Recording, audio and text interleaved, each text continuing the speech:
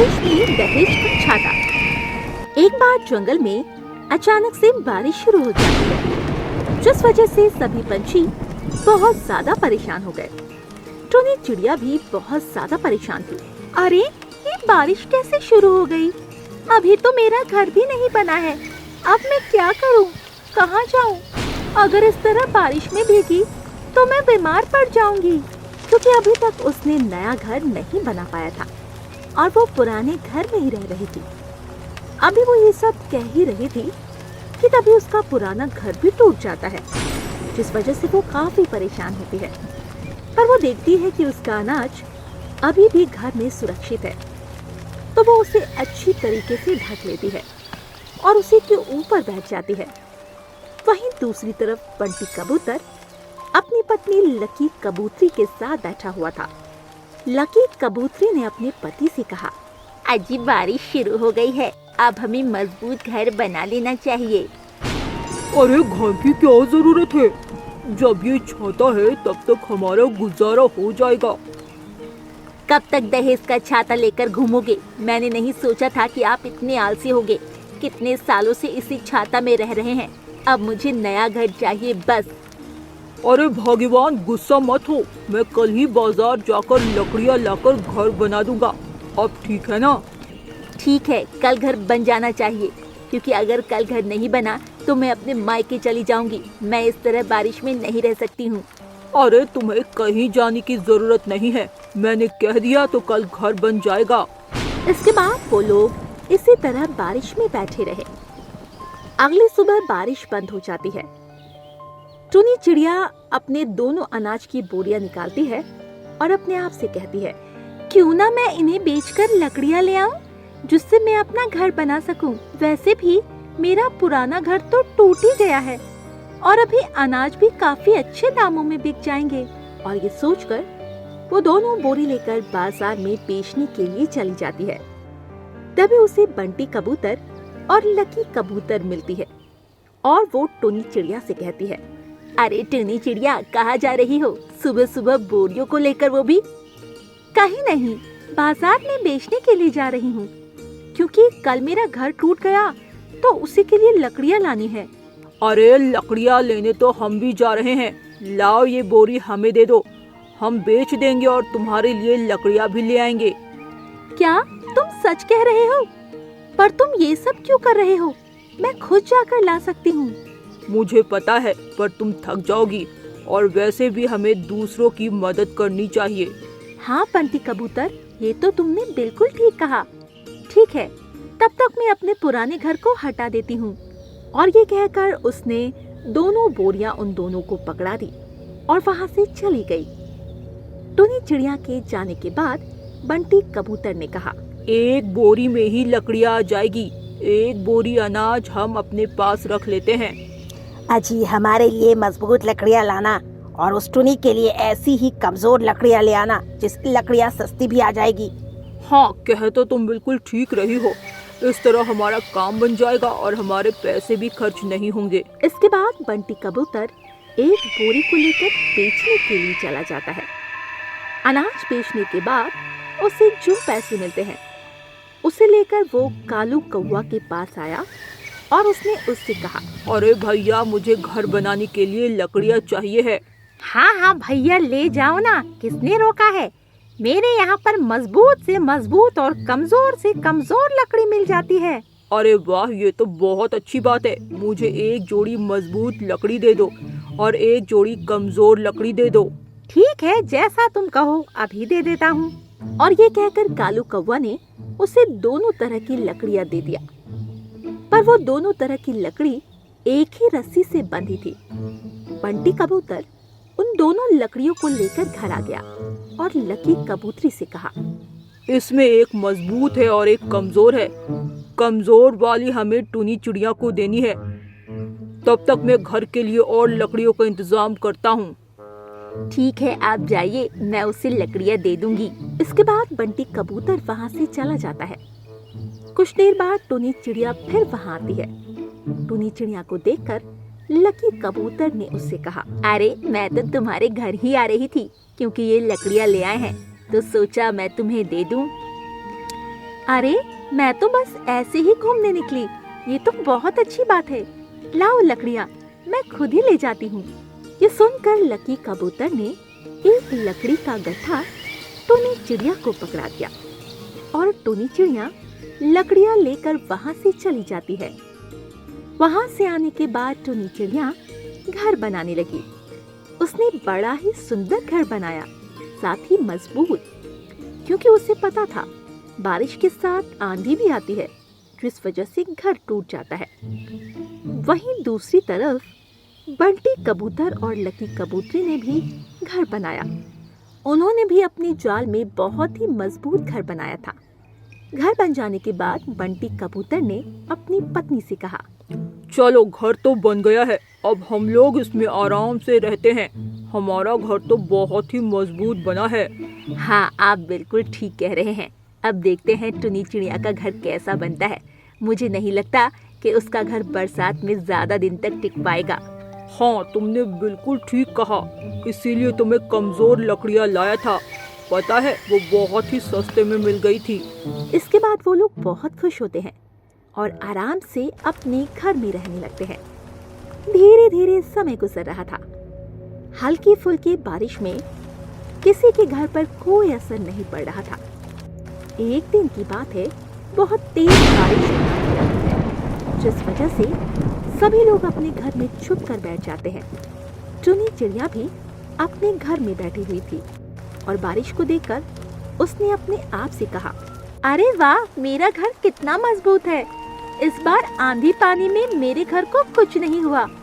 बंटी कबूतर कितने बढ़िया है जो मेरे लिए इतनी मजबूत लकड़ियाँ लाया। आज के समय में इतने ईमानदार लोग कहाँ मिलते हैं। वहीं दूसरी तरफ बंटी कबूतर और उसकी पत्नी आराम से बैठी हुई थी। सुनो, हमारा घर कितना मजबूत है। कितनी तेज आंधी बारिश आ रही है, फिर भी कुछ नहीं हो रहा है। बेचारी टुनी चिड़िया का घर तो टूट गया होगा। अरे टूटा ही था जब मैंने उसे लकड़ियाँ ही कमजोर दी थी। अभी वो लोग बातें कर ही रहे थे, तभी तेज हवा का झोंका आता है और उनके घर की छत को उड़ा ले जाता है। ये देखकर बंटी कबूतर काफी हैरान हुआ और उसने लकी कबूतरी से कहा, अरे हमारा घर कैसे टूट गया? तुमने टुनी चिड़िया को कौन सी लकड़ियाँ दी थी? क्या तुमने उसे मजबूत वाली लकड़ियाँ दे दी? मुझे नहीं पता, दोनों ही एक जैसी थी, मैंने तो एक पकड़ा दी। हे भगवान, ये तुमने क्या किया? तुमने कमजोर वाली लकड़ियाँ अपने लिए रख ली और मजबूत वाली लकड़ियाँ टुनी चिड़िया को दे दी। और हम लोग समझ रहे थे कि हमारा घर मजबूत है, इसीलिए तो ये टूट गया। मुझे माफ कर दीजिए, मुझसे गलती हो गई। मुझे नहीं पता था कि ऐसा कुछ हो जाएगा। अरे माफी मांगने की जरूरत नहीं है, जो जैसा करता है वो वैसा ही भरता है। हमने टुनी चिड़िया के साथ गलत किया, इसीलिए हमारे साथ गलत हुआ।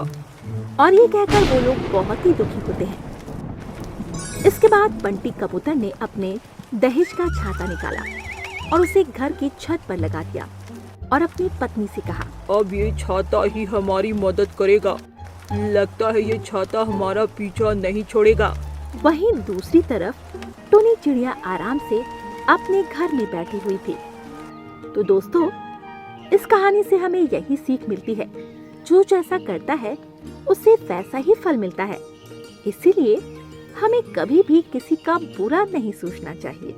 अरे सुनो सुनो, कल रक्षाबंधन है, सभी लोग अपने अपने भाइयों को राखी बांधेंगे। हाँ, तुम बिल्कुल ठीक कह रही हो।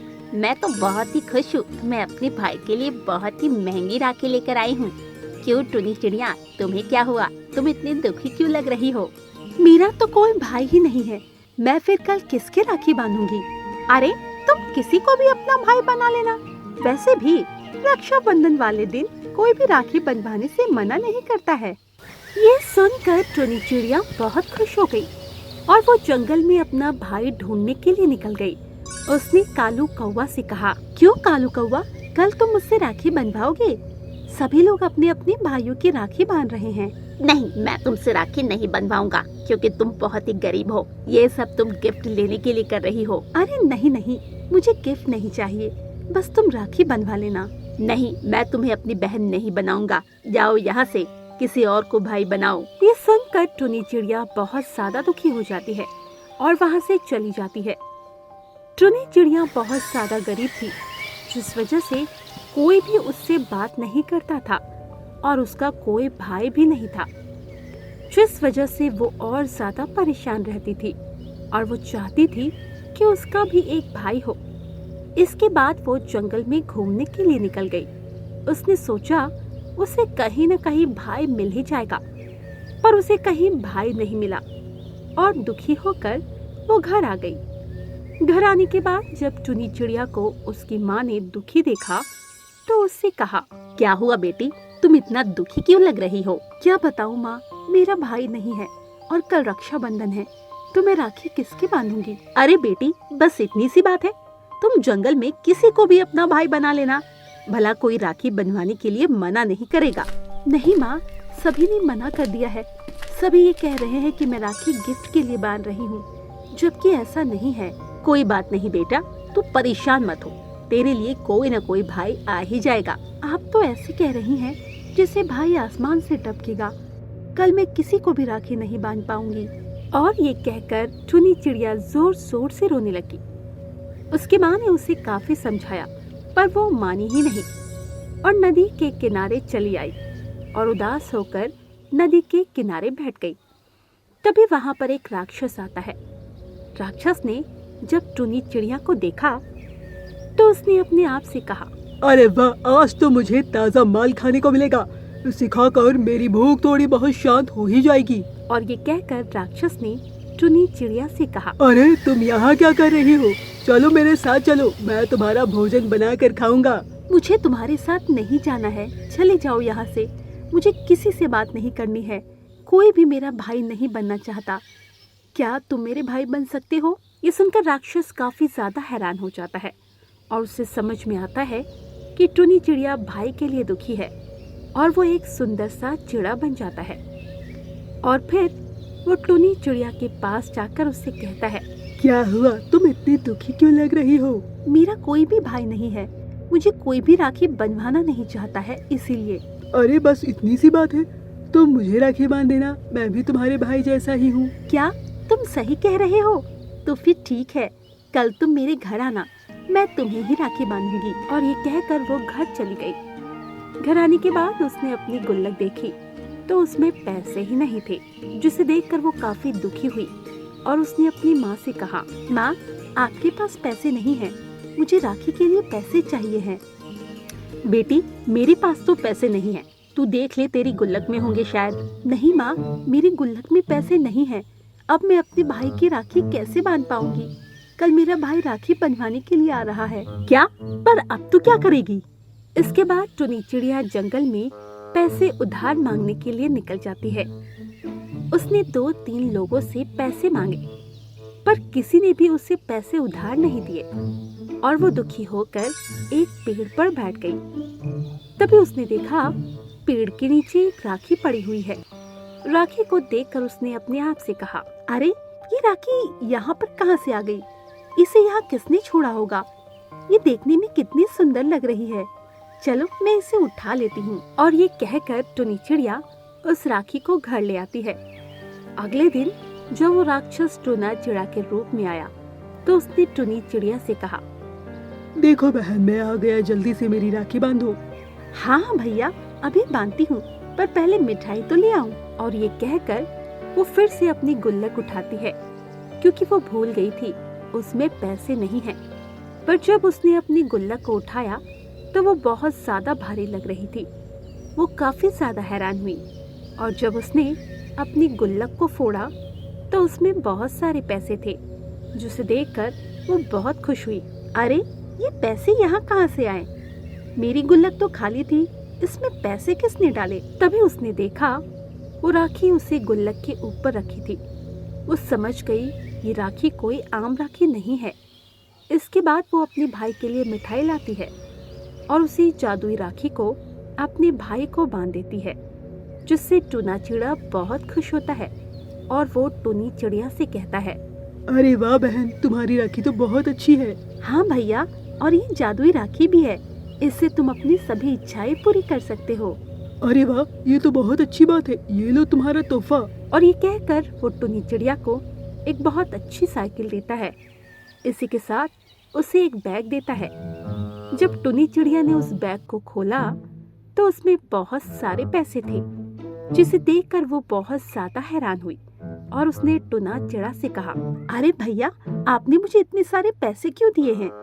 मुझे इतने पैसों की जरूरत नहीं है, मुझे तो बस भाई चाहिए था। मुझे पता है बहन, ये तो तेरी राखी है, तू इन्हें रख ले।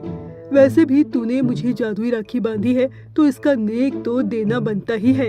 ये सुनकर टुनी चिड़िया बहुत ज्यादा खुश हो गई, पर टुनी चिड़िया हैरान थी कि आखिर ऐसा कैसे हो रहा है।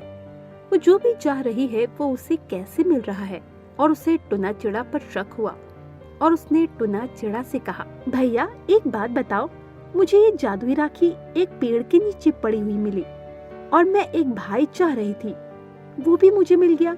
आखिर ये सब कैसे हो रहा है? तुम कौन हो? क्या तुम सच में पता करना चाहती हो कि मैं कौन हूँ? हाँ, मैं जानना चाहती हूँ कि आप कौन हैं। ये सुनकर राक्षस अपने असली रूप में आ जाता है। राक्षस को देखकर टुनी चिड़िया बहुत हैरान हुई। उसे नहीं पता था कि उसने एक राक्षस को भाई बनाया है। और राक्षस ने टुनी चिड़िया से कहा, अब तो तुम्हें पता लग गया है कि मैं कौन हूँ, और वो जादुई राखी मैंने ही पेड़ के नीचे रखी थी, क्योंकि मैं नहीं चाहता था कि तुम दुखी हो। ये सुनकर टुनी चिड़िया बहुत ज्यादा खुश हो जाती है और वो राक्षस से कहती है, मुझे बहुत खुशी है कि आप मेरे भाई हो। माँ सही कहती थी, भगवान मेरे लिए कहीं ना कहीं से भाई भेज ही देगा और उसने आपको भेजा है। अच्छा, तो अब मैं चलता हूँ, तुम अपना ध्यान रखना और जब भी मेरी जरूरत हो मुझे बुला लेना। और ये कहकर राक्षस वहाँ से चला गया और अब टुनी चिड़िया बहुत खुश थी। दोस्तों, हमें इस कहानी से ये सीख मिलती है कि हमें कभी भी हार नहीं माननी चाहिए और भगवान पर भरोसा रखना चाहिए। अगर आप भगवान पर भरोसा रखेंगे तो आपके साथ सब अच्छा होगा।